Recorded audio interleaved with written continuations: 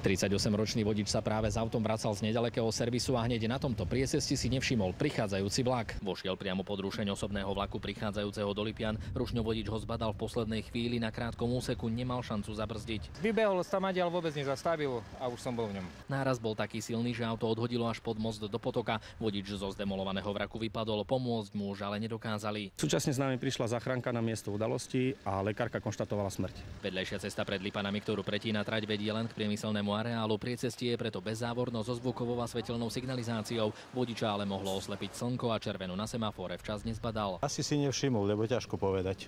Je to tu prehľadné podľa vás? Je určite. Veľmi. Muž pochádzal z nedalekého Ďačova. Na miesto tragédie prišiel aj jeho zdrvený otec. Tomu, čo sa stalo, spočiatku nechcel ani uveriť. Poznal to tu? No, nepoznal. Prechádzal tady často? Viete si to vysvetliť nejak, že prečo neznám, pozor? Neznám. O otca prišli 4 malé deti. 5-mesiačné, 3-ročné, 6-ročné. Tragédia veľká pre rodinu. To nie. Z Lipian Martin Jedinák, televízia Markíza.